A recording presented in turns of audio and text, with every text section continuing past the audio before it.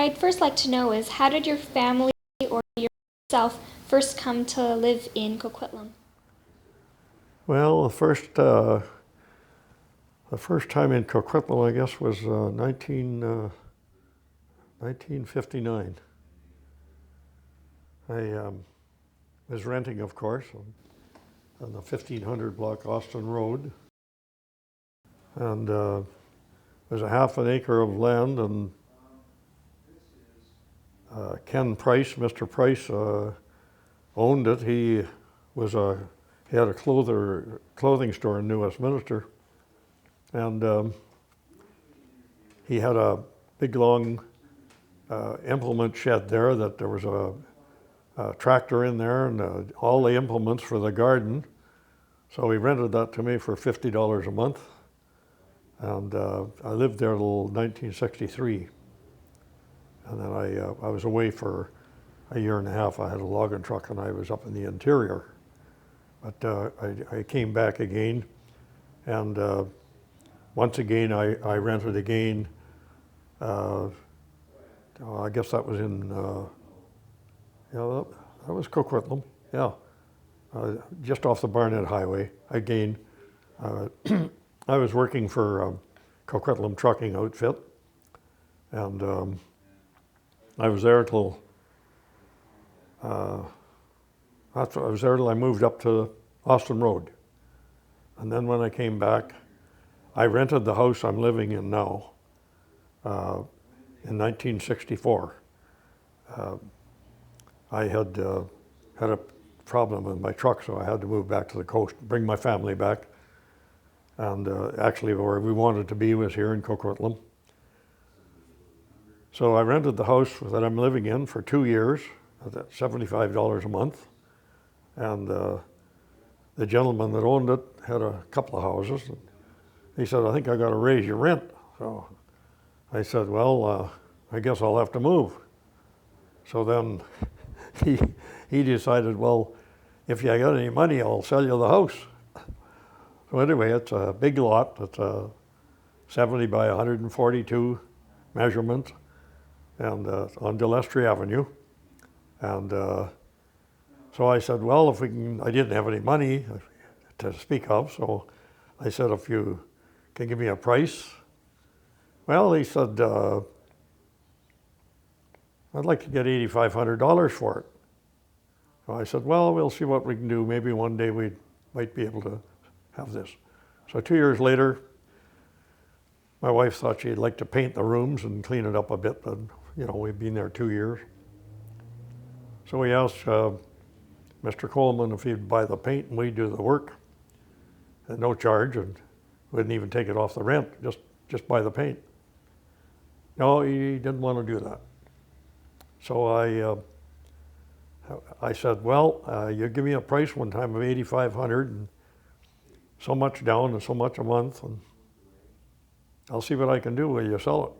Yeah, I think I'll sell it. So anyway, we made a deal with it, and I ended up with it had to borrow money from the bank, of course. We had a good name, I guess. And so that was it. We've been there ever since. What was I going to say there? Something I had in mind, forgot it. Anyway. You remember, you can come So the house was erected there in 1943. I think the fellow that owned it, old Fred, it's amazing.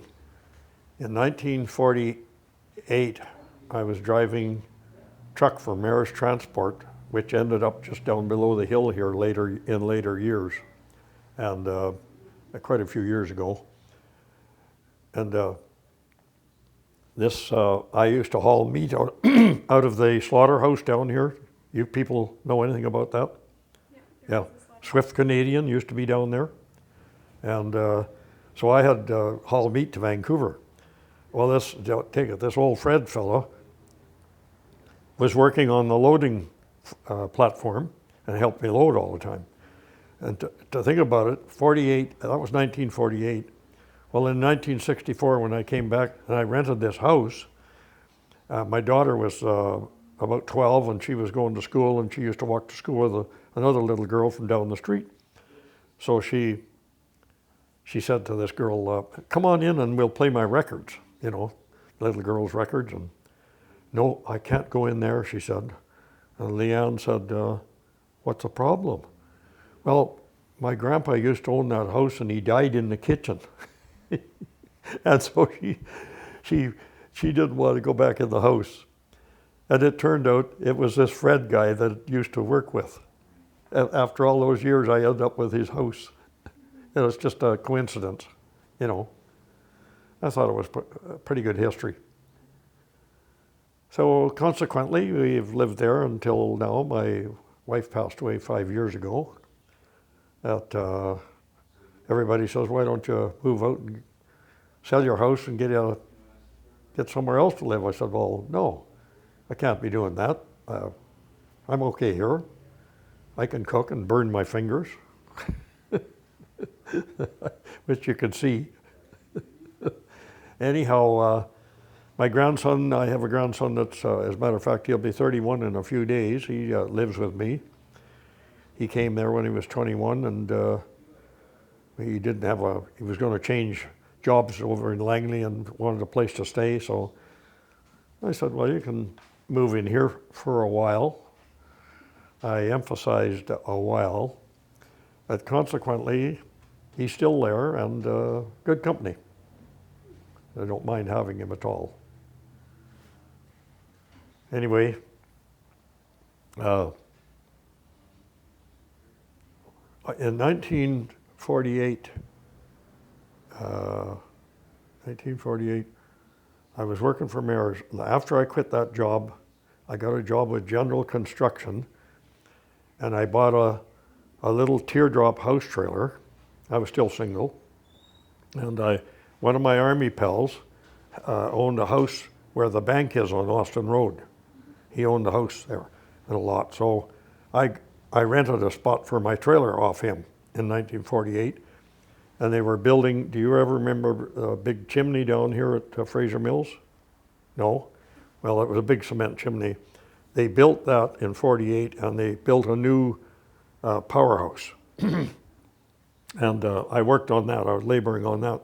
And consequently, I used to walk down the hill in 1948 while I was living up in my trailer. I would walk down and go to work all day and then walk back up in the afternoon. And just another piece of history, But, so apart from that, do you want to stop for a while? I'll ask you a question or two. No. I'll ask you a question. Where am I supposed to go from here? Can you tell me about your earliest memory in Coquitlam? My what? Earliest memory? Well, not really. What I've told you is, pretty well my first, because I was only 25 years old to start with. And then, of course, when I moved in here, I was around 35 years old, I guess. Yeah. So that's my first memories. Then I rented and this and that and the other thing. And okay. What types of things did you do for fun or entertainment in the area? well, after we got a little money in our jeans and were able to do what we would like to do, I loved boating, so I bought a little wooden boat, and I fiberglassed it and everything, and had a huge motor on it, 25 horse Alto, and taught my son to water ski, which we loved doing.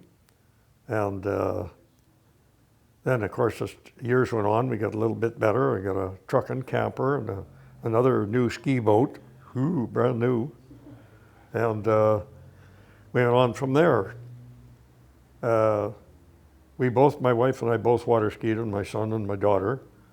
We water skied until we were 64 years old, my wife and I, and loved every minute of it. And of course, I was an ardent hunter. I started going hunting every year in 1948, and up in the interior for moose and deer. And later on in years, when things got a little bit better all along, we got our home paid for. I was driving truck for a Dotton Construction, was in Coquitlam here. Imagine he paid a lot of taxes to the city here. He passed away in 1969, and I'd been there 7 years, so he had a lot of backhoes that we used to. He had the main contract for the lower mainland for all of hydro gas, so we did a lot of work all over. And when Frank died, the company went into liquidation. They had a big sale. I bought a backhoe, and I took a contract out with BC Gas, and I was there for 20 years. And that's one thing that really set us up so we could do as we pleased. Then I bought a bigger boat, a 30-foot one. Just thought I was a sailor. One time I worked, I'm missing something. From 1957 to 61, I worked on the tugboats on the West Coast for my self-history. So then, as I was able to do that, I learned a lot about the ocean, so I bought this bigger boat. So we had that for about 13 years, and I decided that I want to do something different, so we bought a 34-foot motorhome. And so we started going down to Arizona for the winter, which was very nice. I think we went, first of all, we made a big trip when I retired in 1985, and I was 61 years old. And then we took this big trip, and we were gone 5.5 months. We went from here to Key West, Florida, up the East Coast to Nova Scotia and whatnot. And back home again. It took us 5.5 months, and really, really had a beautiful trip. No problems. Everything was fine. And then we started going down to Arizona and Mexico in the wintertime for 12 or 13 years. And so that was about it up until my wife passed away 5 years ago. I still use my motorhome, but I don't go that far, Penticton or somewhere, the island. All right, so you mentioned water skiing. Pardon? Yeah. You mentioned water skiing. Did you go to lakes or to the ocean? Where did you do a lot of your boating? We went every weekend. We could go up to Osuyas on the lake there. We used to go across the border at Osuyas there, and there was a nice park there. We used to go down the Okanagan River and water ski down there. My son did most of that, and then later on in years, he was a real ardent skier. We used to go in the ski race to Nanaimo. He used to have a ski race to Nanaimo from English Bay to Nanaimo, and then just one way. But he always wanted to come back again too, because he wanted to supple up his ankle. One ski. Yeah, he skied 70 miles, But we used to leave Port Moody sometimes at 6:30 at night and Friday night when we get off work, and he would ski all the way to Gambier Island. That was all through the harbor and around Point Atkinson up to, and no problem at all. He was a very ardent skier. But I understand he's not so hep to go now. He's getting a little older. I think he'll be 60 in December, so. But he still skis. Okay. To change the subject a little bit, what types of fads or clothing, hairstyles, things like that do you remember from your youth? What kind of what? Fads, hairstyles, clothing, fashions from your youth. What types do you remember? I'm not quite understanding you. Any trends or fads that you remember, things that were popular? Oh, you mean clothes and stuff like that? Hairstyles, music, popular music of the generation. Yeah, well, when I came back from overseas, of course, first time I went to a dance in Port Moody and seen these young boys with these funny looking pants on, and they called them zoot suits. Well, when we were in the war, we never heard about that. and I thought they were pretty ridiculous looking at the time. But after a year or two, it kind of grew on them, and the clothes were they're not much different than they are now. Different cloth. What was it? The main cloth there was trying to think of the name of it. Everything pretty near was made out of that cloth. But now it's changed now. It's wool. Okay. What types of events did you attend while you lived in Coquitlam? Were there any events, or how did you celebrate your holidays? You know, Were there I any wish I'd have brought my traditions that you controller. I had? didn't bring my ear controller. I can't hear you very good. Did you have traditions growing up during holidays, family traditions, things that you did during holidays? What we did on our holidays? Well, most of the time, like I say, that's what we did. We always always had a boat. We had 5 different boats, so we always had a boat. And our biggest thing was the water skiing and camping. We loved camping all over. Can you describe your family unit? So if you had, how many children you had, if you have any pets as well when you came here? Yes, we we acquired a nice setter, they called her. Nice, I called her Salt and Pepper dog when we were in Clinton, after when I had my logging truck, and after we came down here. And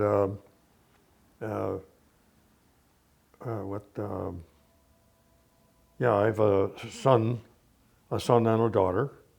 Like I say, my son will be 60 in December, and my daughter's 54. And they went to Centennial High. They went to both the schools. And my son graduated when he was 17, and we had hoped he would go in. He always talked about going to be a dentist. So my wife saved all our baby bonuses, which amounted to $1,100 till he was 18. And she was going to pay his first tuition fees with that. But then somehow he acquired a race car while he was still in high school, and that kind of put the kibosh on going to university. And we didn't argue with him. I mean, if he wanted to do what he wanted to do, I mean, he's a young man.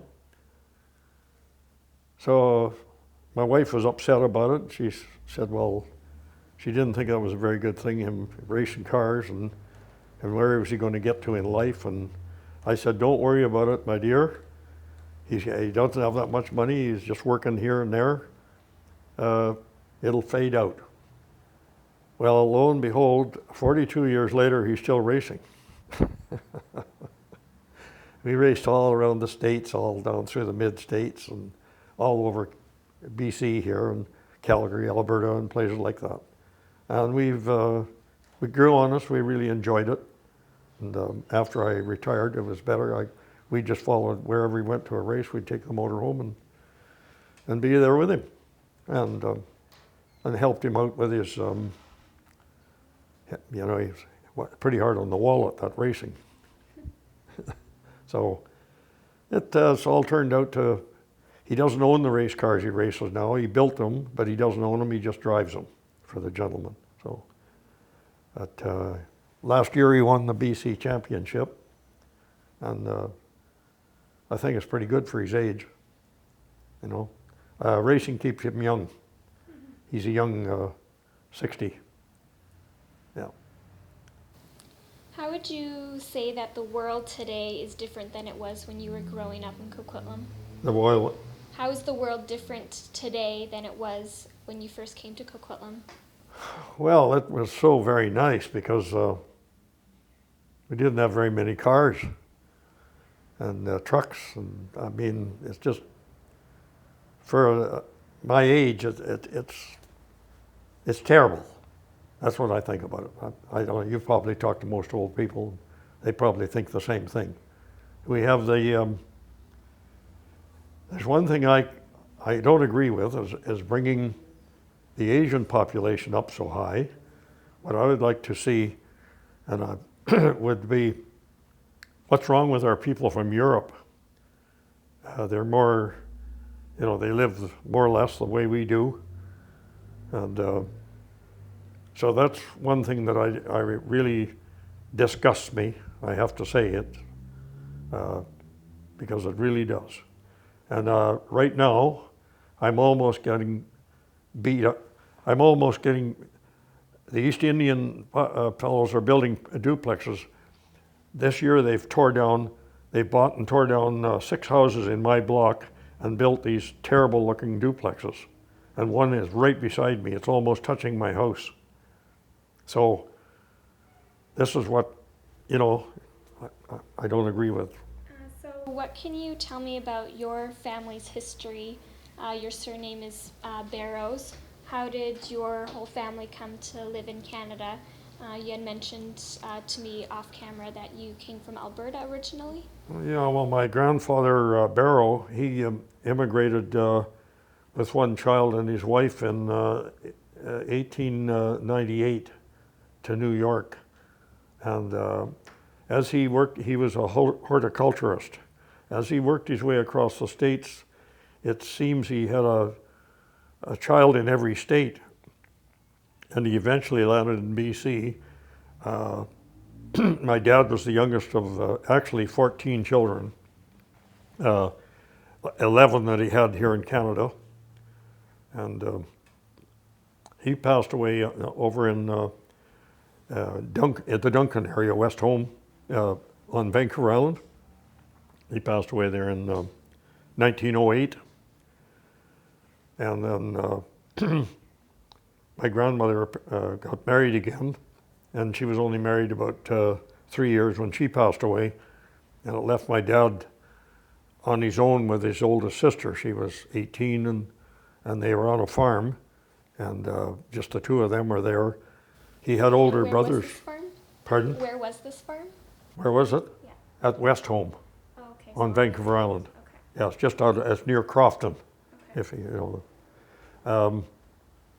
So anyway, there was my Uncle Harold came up from Portland. He was in Portland.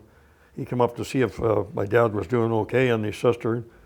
And of course, his sister was 18, and I guess she was running around a little bit, of course, after she was 18. And she might have been not looking after Bertie, my uncle called him. So he had no other but to put him in an orphanage. So he stayed there till he was 12 years old, apparently, and he ran away one day, and he ended up in Souk. And he said he got a job on a farm until he was past 13. So he got the idea, I better go and join the Navy. So we always thought, well, I think he got his years mixed up. You can't get in the Navy when you're 13. Anyway, I have his naval discharge from 1917 sitting on the dash in my motorhome. And he was 13. He was born in 1903. So when he went to Victoria to join the Navy, he told him he was born in 1900, which made him 16. And of course, they did take boy sailors. So he was in the Navy, and he came back to BC. He was when they shipped him down to Halifax, and when he got back to BC, of course, he went to work for the fisheries, and he was discharged out of the Navy. But in 1940, when the Second World War started in 1939, my brother was 18 and I was 15, so he says, I'm going to join the Army. And that was in Duncan, BC. So I said, well, I want to go with you. So he said, you can't go, you're too young. I said, well, you tell him you were 19 and I'll tell him I was 18. So we went in there, and Mom and Dad were all upset. Well, you really want to go? I said, yep. So I went going through my medical, and the doctor stopped and looked around at me, and he said, I can't believe this. I said, what's that? He said, you only weigh 109 pounds. I kind of think he knew I wasn't 18. Anyway, he said, if you go home and get your mother to put a lead weight in each hip pocket, you come in and see us. So that was the end of that until I was 17. I finally got in the Army when I was 17.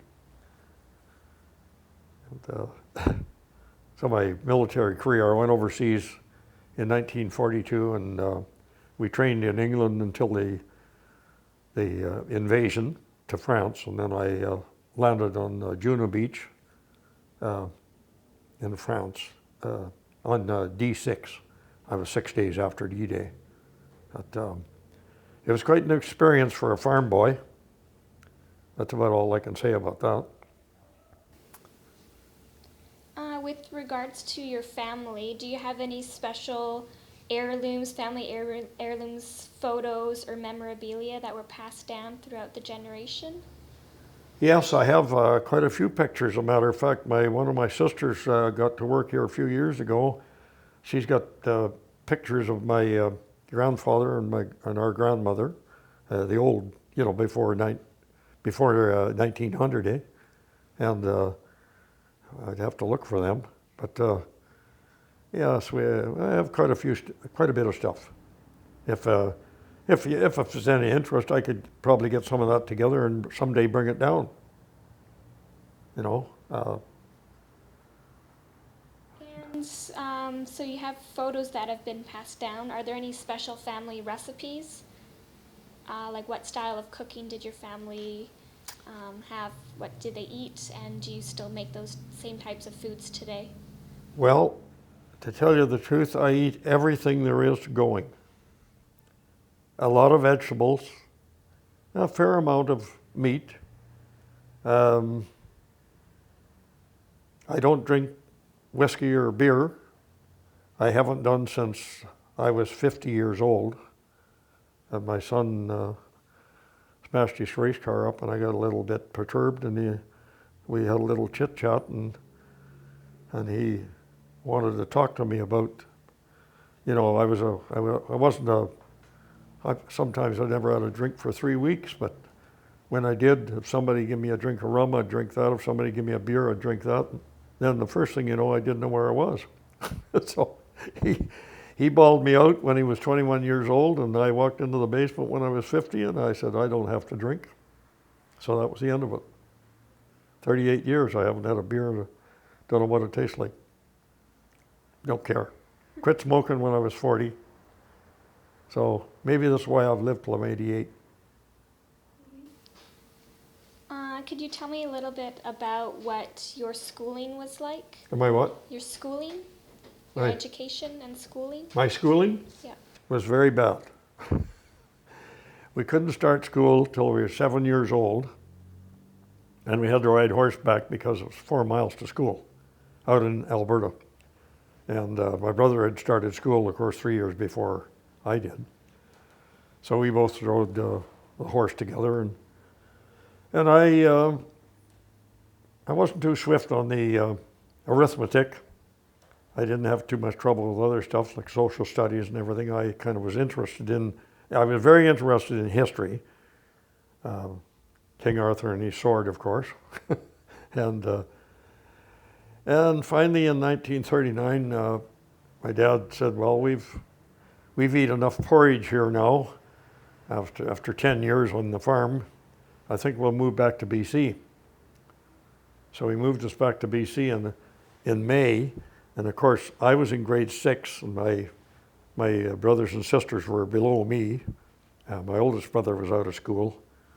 And when we got here in September of '39, when the war started, we were going to have to go through our grades again because we didn't write our exams in Alberta. So I looked around, and I just turned 15. I said, I'm not going to go through grade 6 again. We don't want to be doing that. So I said to my dad, he said, are you ready for school, Billy? I said, no. He said, what are you going to do? Well, I said, I'm going to get a job. Of course, he laughed. I weighed 100 pounds, eh? So anyhow, I got a job in the sawmill where my brother worked, and I was in that for a while. So I never finished grade 6.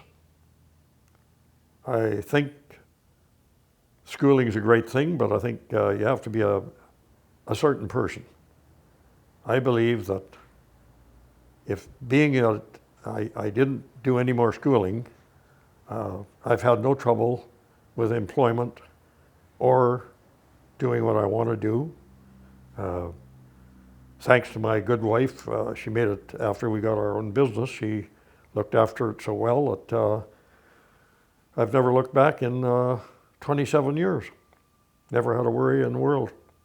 You know, she made use of the money and saved money, and that's it.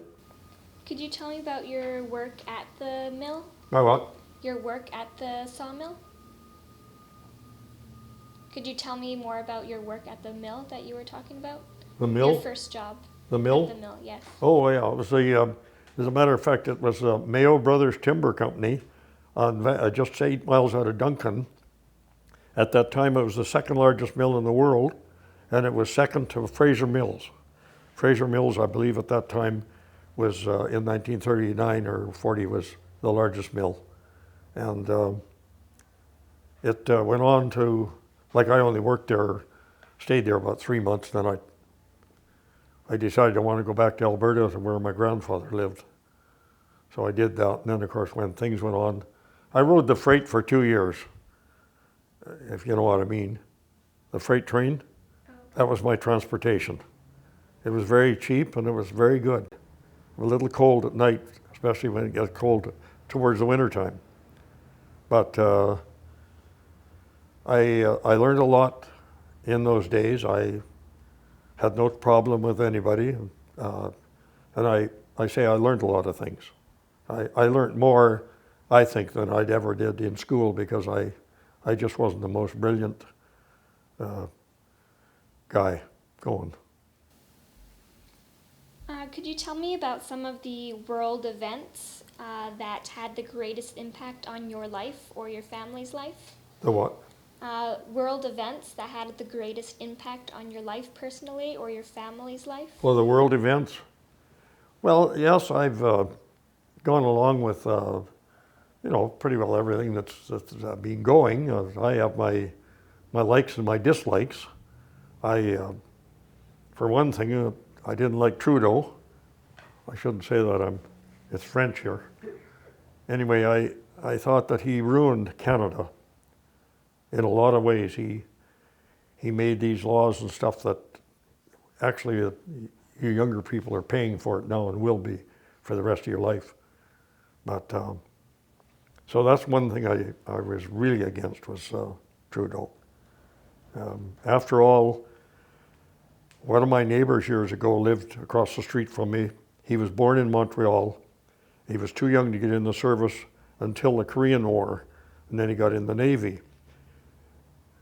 Whilst he was a boy in Montreal, so was Trudeau, and he was upset about Trudeau because he didn't have to work, and he didn't have to join the army because his dad was a billionaire. There's such a thing, they can do this. Nobody forced it too much. And he rode around Montreal City on a Harley Davidson motorcycle with his sleeves cut off of his denim jacket and a big swastika on the back of his jacket. That was Trudeau. That came from his neighbor, he told me. So, that didn't help things any. I wasn't too happy with Trudeau. As for now, I'm not too happy about Harper right now. I thought he was going to be an excellent prime minister for as long as he was going to be. Seemed to be a very nice, clean-cut looking man. But this last little while, he's kind of put me in a different mood. Do we have to pay $750,000 to have 2 Cadillac armored cars shipped to India for him to ride in? I'm sure they must have some armored cars in India. And another thing that I didn't like, I seen him on TV the other day. Him and his wife were walking up the big walk from the Taj Mahal, and he had no guards. So why did he need these cars, By the way, my grandson that lives with me, 2 years ago this winter, he went to India for 2 months. And he's given me a lot of information and pictures and stuff, We've talked about it, Yeah. He's he's had a lot of trips all over the world. But yeah, as far as the government goes, what are they, you know the old saying, can't be bothered with these guys. So you said you came to Coquitlam in 1959 for the first time. Yeah. Can you talk a bit about a typical day? So describe a bit more in detail your living accommodations and then how work was like. Well, like I say, I was driving a dump truck here and working, and moved up to, like I say, Austin Road. I moved up there in 1500 block, and the house, as a matter of fact, the house that I rented is still there. And it's really a little house. There's big houses built beside us, so I'm amazed because that same house is still there, and that's what, 50-something years ago that I rented that. Yeah, there's not much else I can say about, like I say, there was Austin Road, there was nothing there. I mean, there was no town there. It was just there was a school there, Austin Heights. What school was that? You know where the John B. pub is? Mm-hmm. Well, that's where the school was. Oh. Yes, my son went to that. Yeah, and old things like that. Across the street there was a service station where Safeway is, and they won't let anybody build on it now because that's got to be, all the soil's got to be dug down 40 feet or something and hauled away. And so I don't know why they've never, I don't know if Safeway owns it or not. I guess they do. But a friend of mine, Ernie, so-and-so, he owned it. And do you know the little cafe up in Austin and Nelson? It's the Golden Boot. Well, that's where I lived. I lived on that lot with my little house trailer. Yeah, in 1948. Is there anything else you remember of Austin Road back in the 50s and 60s? Yes. As compared to what it is now? When you turn left, when you go down Austin, turn left on Gatensbury, there's all apartments on that corner. Well, I used to work occasionally when I was on the tugs. I'd come off for a few days, holiday like, and one of my Army corporals and another chap owned the West Coast Cartage Trucking Company. And if they knew I was in town, they would phone me and say, come on to work and swamp on the truck. So I'd go with this Army buddy of mine, delivering furniture and stuff, And we'd go down Austin Road, and right on the corner, there was a huge arrow there. Somebody had made this big arrow. It was about, it had to be at least 20 feet tall, and it was just like a real arrow. It had a point on it was painted red. It was all wooden, And the top part had feathers on it. Somebody built it, and then they put guy wires on it, and it was in the ground there for years and years. And and first thing I know, when I was away somewhere, they had to take it down because whoever owned the property, the man that owned it, I guess, he sold it, and then of course they built all these apartments. And I know people have to have somewhere to live, but I really don't care for, I may as well say I don't care for progress. It's getting a little better because now they're building that high-rise on the corner of Blue Mountain and Austin. And there's another thing, people are taking a dim view. I guess it was because of the city hall. They can only build 19 stories. They wanted, I believe, old Beatty wanted 24 stories. So what difference it makes, I don't know, because it wasn't going to take anybody's view away, as far as we can see. But anyway, these things happen, and that's life. Okay. Can I ask one here when you were talking about places? Do you recall Tremblay gas station that was the main along? Well, this silly car lot down here on the corner, mm-hmm. between Blue Mountain and Burnett there. You know what I mean? That little thing in the. If you come down Blue Mountain, you stop at the Lougheed, you come across. Well, right there in that corner, there's a car lot right in there, right? That was an Econo gas station. And the last time I bought gas there, it was 32 cents a gallon. I think that was about, I don't know what year that was. Must have been the early 60s, I guess. Yeah.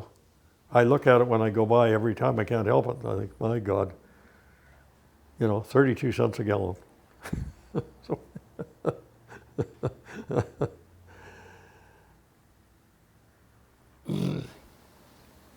Do you have any other memories of the Millardville area? Oh, Things that have changed, maybe? the what? Things that have changed since you moved here? Yeah, Major changes? well, of course, it really has changed. Like the city hall was right here, and for one thing, and you went and paid your taxes there and your fines or whatever you had, and then trying to think what was across the street there. That's always been a gas station, as far as I know, and the cafe. Don Trottier, another friend of mine, he owned the gas station for years. The park has been there ever since I can remember. Hell's Angels Hall was a private residence. Matter of fact, when I was working with my backhoe, I had to dig the trench for the gas service into the Hell's Angels Hall. Yeah, that was about 1980, I think. They've been there a long time. And so we stopped for lunch, and the crew, the hydro crew, they were going to have lunch, and so they sat down on the curb to have their lunch and behind the hall, and the president of the club come out, and he said, "Would you guys like a beer?" So the hydro boy said, "Well, yeah, wouldn't mind one with my lunch." I said, "No thanks, I don't want any." So he says, "You'll have to stay out here and drink it. You can't come in the hall."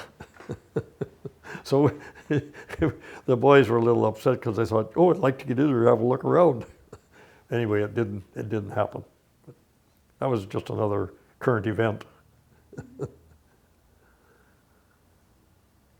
right, and we're nearing the end of the interview. Is there anything else you'd like to add about your memories of the area? Of what? Your memories of the area. Anything else to add? No, I think we've covered it. We've covered it quite a bit.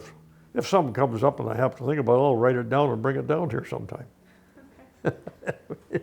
This might be after the time you arrived here, but we've had several people talk about the floods that happened. Oh yes, I worked on the floods, yeah. Oh, maybe we could talk a little bit about Oh, yeah. experiences with those. Matter of fact, the big flood in '48, for a little bit of a stint, I learned to saw shingles in Flavel Cedar sawmill out in Port Moody. And a friend of mine says, "Why don't you come over and learn to saw shingles over at McNair's shingle mill in the bay, Port Moody Bay?"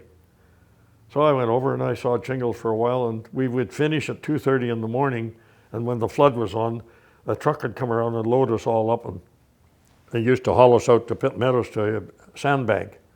And of course, this street here, where the freeway is, there's an old cafe there used to call Reenie's Cafe. I just forget what it is right now, just this side of that Bronco glass place.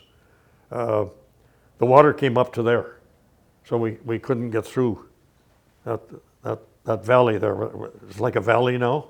That was pretty well full, if you can imagine it. There was a lot of water here. We'd sandbag, go out there at 2:30 in the morning, and we'd haul sandbags and carry sandbags till 8 o'clock and 9 o'clock, and then they'd bring us back, and it was time to go and have a sleep so we could go to work the next night.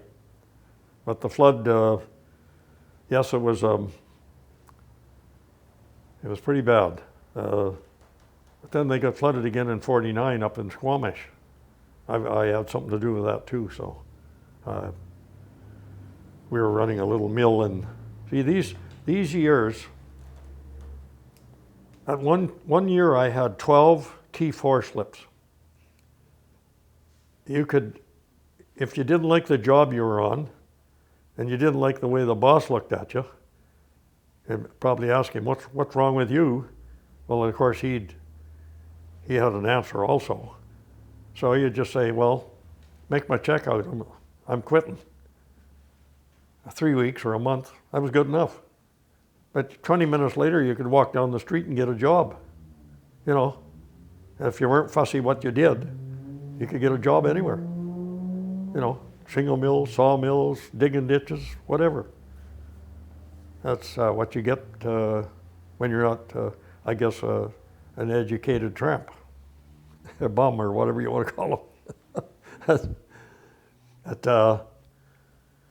Yeah, well, these are the things that have changed immensely. You know, it was hard for you younger people to imagine such a thing would go on, that you could just walk around and get a job anywhere.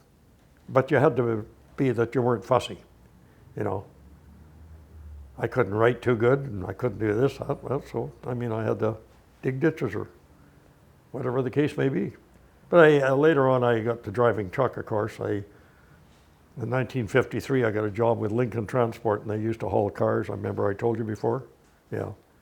We'd leave here and go down to Ontario, get a load of cars in 1953, come back. That job didn't last too long. That was a terrible job. The trucks and stuff they have nowadays are like Cadillacs. What we had was just, you know, they were new trucks and that, but they had no sleeper cab on them. You know, you had to either get a room for $1 some night when you wanted to rest. We used to drive like 17 or 18 hours a day. Eh? There was a law against it. But the company I worked for, they had 2 sets of logbooks. So you'd lie to one and tell the truth to the other one, and I had the terriblest time to try and lie to it. I have to tell you, it wasn't very nice. Things have changed over the years so bad that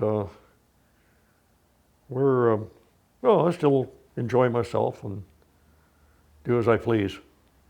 I'm sorry to lose my wife, because after 60 years, you're, you know, kind of lost. I make it a habit of going out every day, a little bit, whenever. Coffee, excuse for coffee, or talk to my friends, or whatever. In the winter time's the worst. Evenings are very long. And I don't like to go to bed before 10 or 10:30. Otherwise, I'm up at 3 o'clock. It's hard for you young people to realize that we don't need that much rest. I remember my grandfather. He was the same way. He'd go to bed at 9 o'clock at night, and he was up at 4. Of course, he was farming, so he had to, yeah. It's the truth of it is, the older you get, the less sleep you need. Yep. My wife, before we were married, she was a hairdresser in a beauty parlor and jewelry store in Columbia Street, downtown, Westminster. So in 1947, she seen a beauty salon for sale across from the Columbian Hospital, 1947. So her dad lent her $1,000, and she was in business. And she ran that business. She used to have a steady clientele, of course, of nurses, because they used to have a nurse's place where the nurses lived, and they trained. They were training then. And of course, they had to keep their hair up. So she had a good clientele there. And then we got married in 49, December 49, and then in 52, my son came along. And then we decided we'd go on a holiday for a month, and she hired a young hairdresser lady to look after the shop while we were gone, and the bank affairs and all that. So we were going to California and Mexico in 1952. Well, as a matter of fact, she was expecting my son. And we got back after a month, and Murphy's Cafe was right on the corner of Curie Street and Columbia Street. And Evelyn, well, it had been Allard. The Allard family is an old family here. And so Evelyn and Harold Ramsey owned the restaurant. We went in for coffee before we went up to the beauty parlor. So Evelyn says, my wife's name was Evelyn also. Evelyn, she said, your shop's being closed for 2 weeks. Oh, is that right? well, we'll have to see what's going on here. So she goes up and unlocks the door and goes in, and nobody there, and half the machinery was gone. So the lady that she hired to look after the place took all the money out of the bank, which she deposited each day. And of course, all the nurses were wondering what happened. So that was an experience. Had have to mark it down to experience. Yeah. So after my son was born, she used to take him to work in the cradle, and all the girls would come, oh, isn't he a cute little fellow, you know, all this stuff. And I told her, I said, you better get rid of that place. So she sold it in 1954. That was the end of that. That was another history. Thank you for coming in, Bill Berrow, and hope you enjoyed the interview as much as I did. Well, thank you. I hope that they didn't make too much of a nuisance of ourselves. No. We'll see what do you take. Yeah, you get. What do you do about these pictures and that?